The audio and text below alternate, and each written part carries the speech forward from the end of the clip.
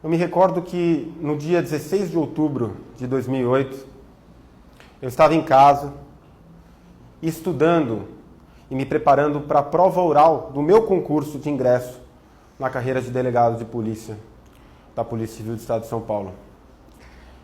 E ao observar aquelas imagens, aquilo me causou imediatamente um espanto, mas ao mesmo tempo me gerou uma admiração muito grande por aquelas pessoas que lá estavam, aqueles policiais civis, por observar a determinação e a coragem de cada um deles, que mesmo diante de uma força muito maior, não retrocederam e não se quedaram inertes. Porque eram movidos efetivamente por um ideal, por um sonho de justiça, um sonho de ver a Polícia Civil valorizada. Mas é importante afirmar que aquele sentimento que nos movia permanece cada vez mais vivo e cada vez mais forte. E é o que nos move diariamente nessa luta de fortalecer a Polícia Civil do Estado de São Paulo e de poder provar à população paulista o que a Polícia Civil deve e pode fazer por ela. A Polícia Civil não se esquece e jamais se esquecerá daqueles que lutaram, daqueles que participaram da história. Porque em cada um de nós que aqui permanece lutando, há muito dos policiais e das policiais que participaram daquele movimento.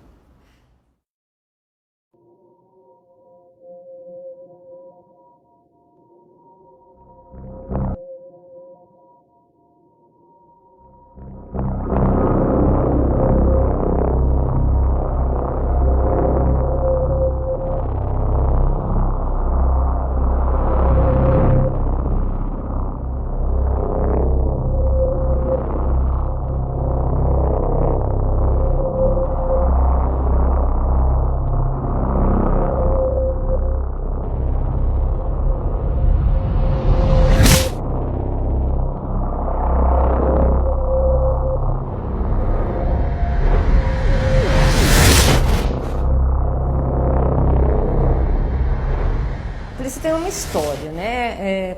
Lá atrás, no antigo Detran, eram X distritos. Dobraram-se o número de distritos, foi na época do Quércia. Dobrou-se, em tempo recorde, construíram-se mais 50 distritos. Só que não criou-se vagas. Eles pegaram os funcionários que tinham, que eram suficientes para aquela realidade, e dividiram naqueles novos distritos. A partir daí não se consertou mais o efetivo dos distritos policiais de São Paulo. O que aconteceu? Nosso serviço começou a se tornar desumano. Exaustivo. Aí as pessoas vão aposentando, o número de concurso não é o suficiente para essa reposição.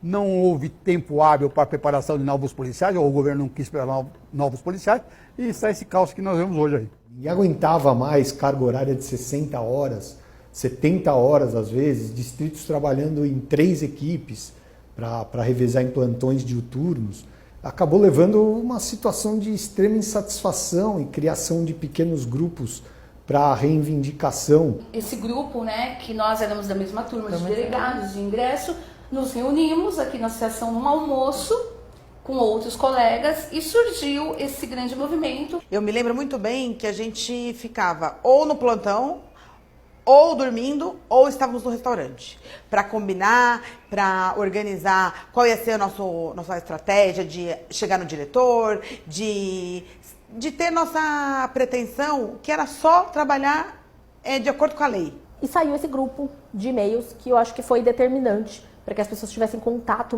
umas com as outras e pudesse começar essa mobilização. E a partir daí a gente se uniu com outro grupo de e-mails que também estava surgindo nesse momento no interior. E aí começou a formar um grupo grande de delegados que nunca existiu.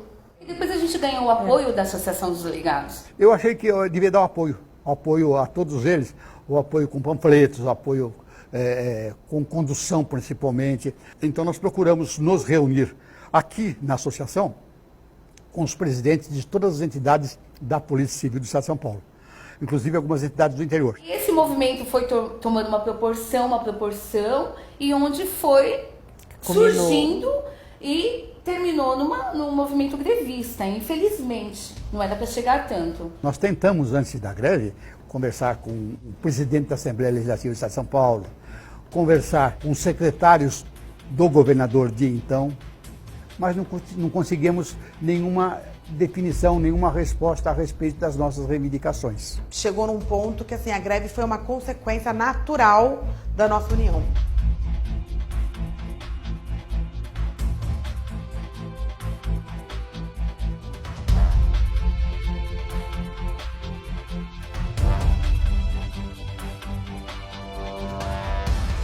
Aqui funcionava um comitê, era um comitê de greve. O pessoal que estava de folga no dia vinha para colaborar, ceder a mão de obra para mobilizar, fazer telefonema para os colegas, ligar para os distritos para saber se os colegas estavam sofrendo algum tipo de represália do titular. Teve muitos colegas que sofreram represálias de tudo quanto foi ordem.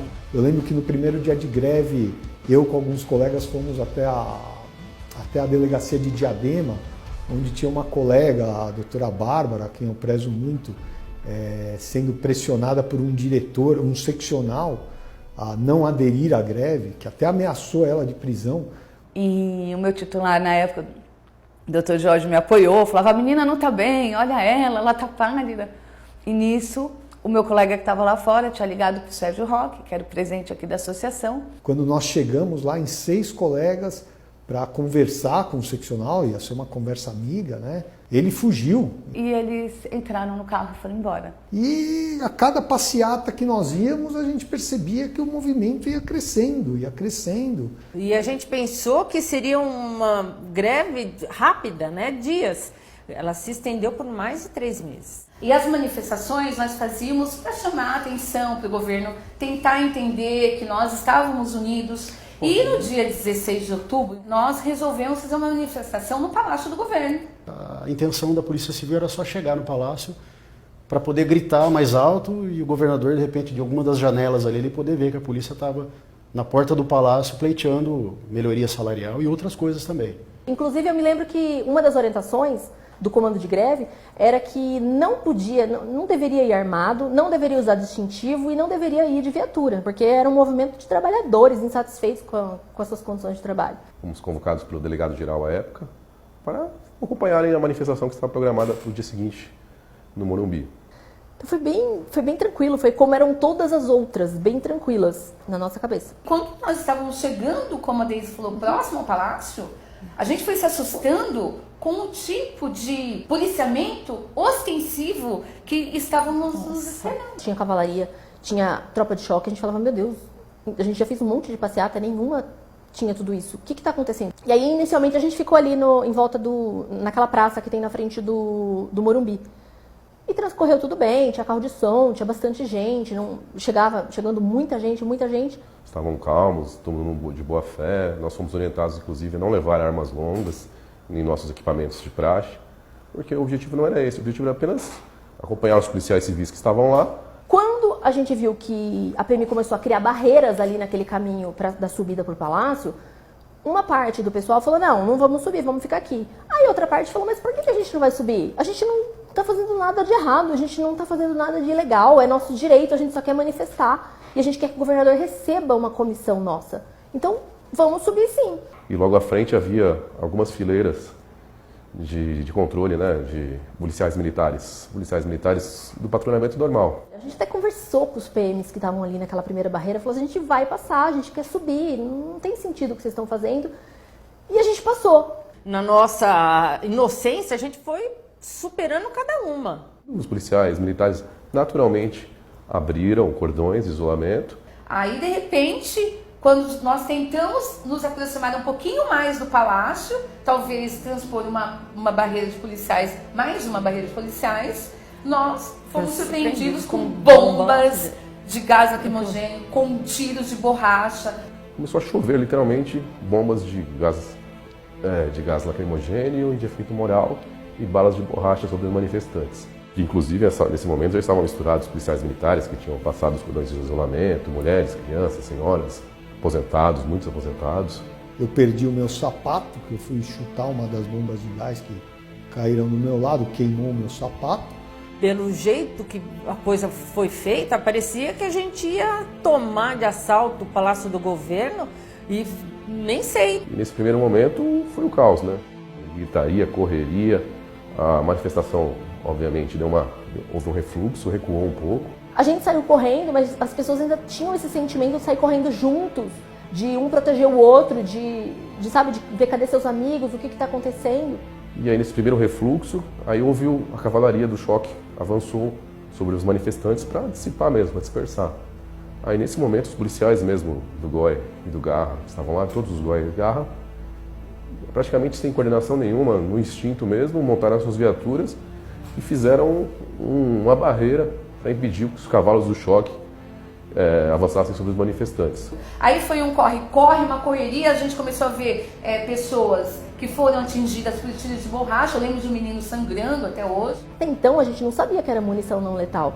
Você não sabe, você está vendo gente ensanguentada, gente machucada, gente chorando. Eu estava escalada para um plantão. Eu trabalhava numa delegacia da periferia da Zona Leste e eu não tinha notícias. Eu só ouvia que estava tendo apoio, Garra se deslocando, GOI se deslocando, pedido de apoio. Toda a Polícia Civil foi comunicada do que estava acontecendo. Muitas viaturas policiais, grupos especiais foram para lá. A primeira coisa que eu fiz foi ligar a televisão, porque estava em todas as redes de televisão, estava mostrando movimento. E ir para lá.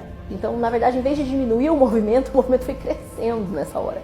Começou a chegar mais e mais gente. Para nossa surpresa, depois do ataque das bombas, ouvimos que havia sido dada uma ordem, né, dos nossos superiores para que essas viaturas que estavam ali fossem embora, né, e abandonasse os grevistas naquela situação. Obviamente, os ânimos estavam efervescidos naquele momento, ninguém obedeceu essa ordem. Foi solenemente ignorada, porque ainda precisava da gente ali, nós não éramos necessários. Eu lembro que os colegas se deitaram até no chão pacificamente para que as viaturas não saíssem de lá. Foi quando nós sentamos na frente de todas essas viaturas e impedimos que eles nos abandonassem. Local. Porque íamos ficar ali à sorte, né? A gente não sabia mais o que ia acontecer. Temos fotos de policiais civis carregando policiais militares feridos, o contrário também, um monte de viatura com vidro quebrado. Se tivessem só os manifestantes e fossem massacrados pela polícia militar, que isso ia acontecer de qualquer forma, pelo choque, e aí ia começar a carnificina, porque alguém ia puxar uma arma, alguém ia atirar. Ninguém ia ser pisoteado por um cavalo, nem ser espancado, e alguém ia reagir. Ia reagir com arma letal e sem treinamento, sem técnica. Nós reagimos na medida do possível com treinamento e técnica. Eu nunca participei de uma guerra, mas eu imagino que deva ser bem parecido com isso.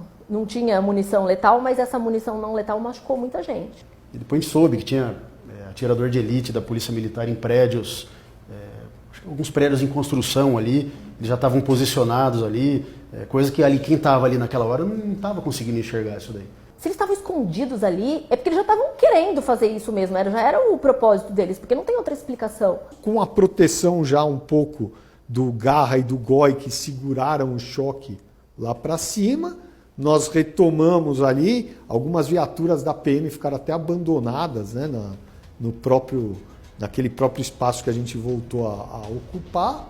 Muita gente comparou até um dia de guerra civil no estado de São Paulo, de duas polícias, duas instituições armadas se enfrentando.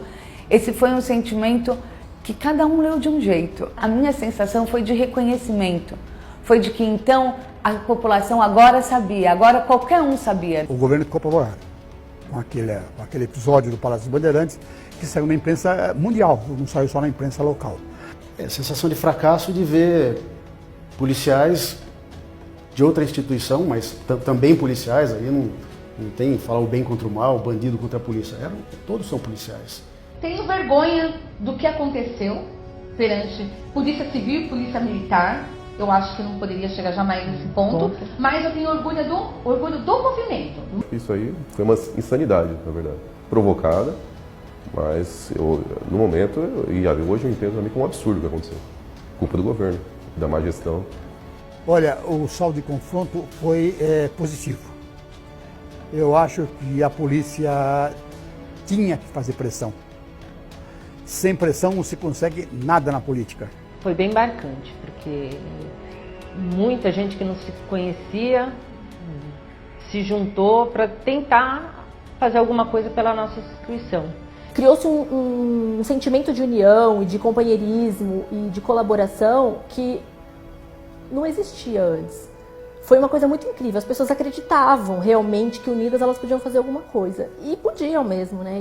Foi um momento muito importante para que todo mundo despertasse que a greve da polícia, a polícia, em tese, não faz greve, mas ela também não pode morrer e perecer à míngua.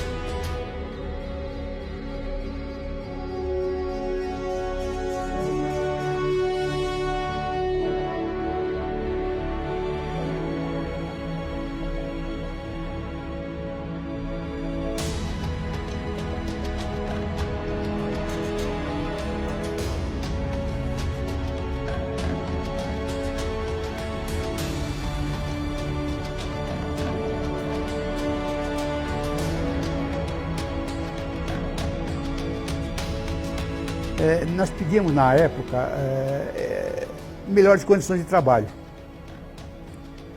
E já vendo o que estava acontecendo. E a situação que está hoje é uma situação muito pior do que de 2008. Naquela época, o meu grupo operacional tinha 40 homens, quase 50 homens. Hoje não tem 20. E esse é só um exemplo que se reflete na Polícia Civil inteira. Minha delegacia tinha 30 investigadores, tem 15 agora, essa delegacia que eu trabalhava. A gente estava com uma vacância de 13 mil, ou seja, quem está trabalhando está fazendo o trabalho dele próprio e de mais 13 mil que são cargos que são vagos. Naquela época eu acredito que esse número é menor. A Polícia Civil não esquece e não se esquecerá dos fatos ocorridos. Esperamos que os próximos governantes não cometam os mesmos erros cometidos pelos seus antecessores.